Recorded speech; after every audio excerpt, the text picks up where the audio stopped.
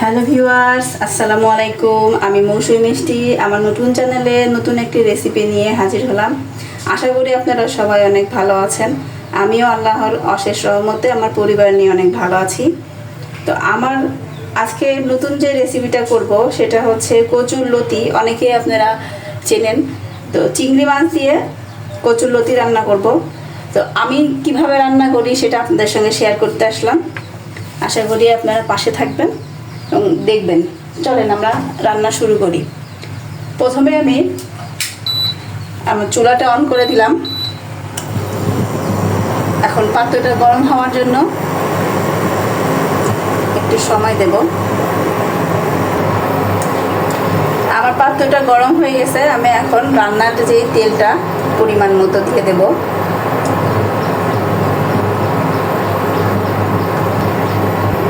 আমার তেলটা গরম হয়ে গেছে। আমি এ পর্যায়ে সামান্য পরিমাণ গোটা জিরা তেলের উপরে দিয়ে দেব। আমি নর্মালি যে কোনো তরকারি রান্নার সময় গোটা জিরাটা দেওয়ার চেষ্টা করি। এতে আমার মনে হয় তরকারিটা একটা আলাদা স্মেল আসে। আপনারা চেষ্টা করে দেখবেন একদিন ভালো লাগে কিনা। এরপর আমার জিরাটা যেহেতু হয়ে গেছে তখন আমি কাঁচা মরিচ এবং পেঁয়াজ কুচি দিয়ে দেবো।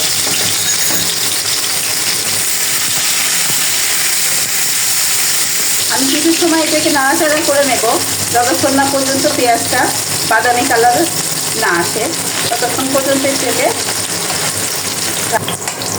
আমার পেঁয়াজটা বাদামি কালারের রং চলে আসছে।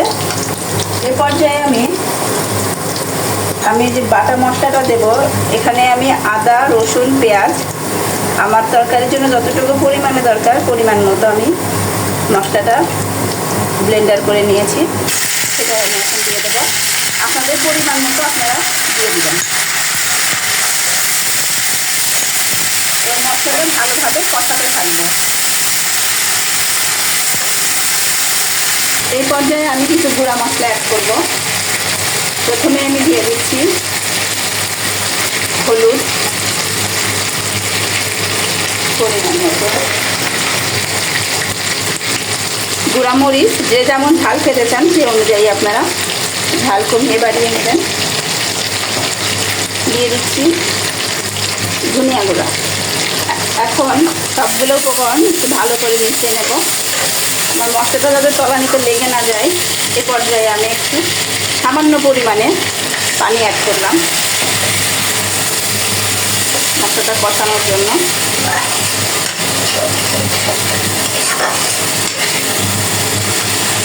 এখন দিয়ে দেব সবথেকে মূল্যবান উপকরণ, যেটা ছাড়া আমাদের তরকারিটা একেবারে অসম্পূর্ণ, লবণ।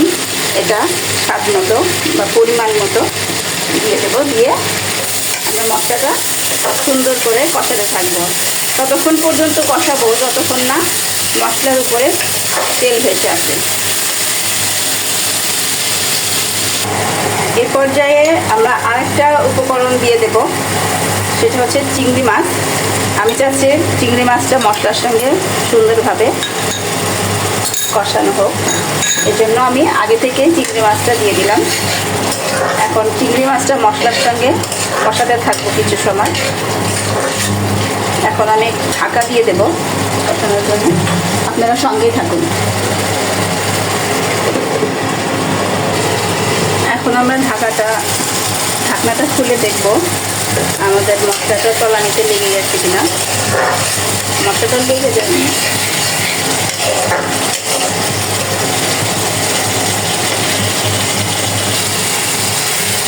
আমাদের মশলাটা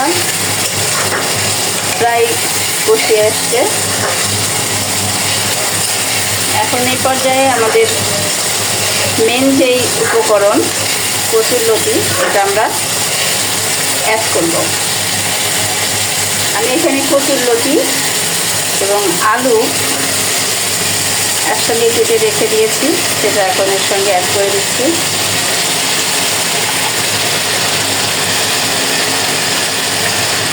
এখন এটা সুন্দর মতো কষাতে থাকবো।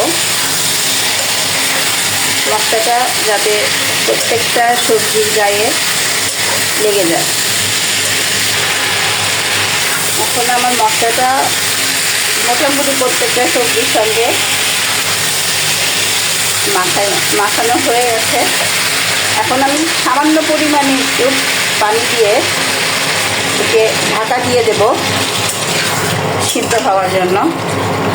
ঢাকা দিয়ে দিচ্ছি।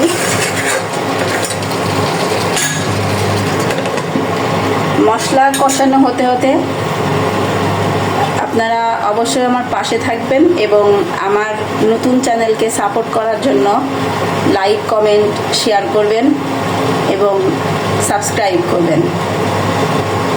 আমরা দেখে নেব আমাদের সবজিটা কোন পর্যায়ে আছে। একটু নাড়াচাড়া করে উল্টিয়ে পাল্টিয়ে দেব যাতে সব সবজি সমানভাবে সিদ্ধ হয়।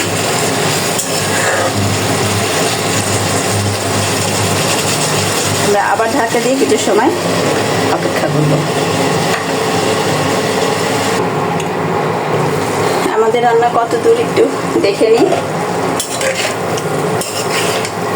আমাদের সবজিটা মোটামুটি সিদ্ধ হয়ে গেছে। আমাদের সবজিটা যখন 70% মোটামুটি সিদ্ধ হয়ে যাবে, এই পর্যায়ে আমরা পরিমাণ মতো পানি দিয়ে দেব। এরপরে আমরা এখানে পানি অ্যাড করব না, দিয়ে দিচ্ছি পরিমাণ মতো পানি সবজিটা সিদ্ধ হওয়ার জন্য।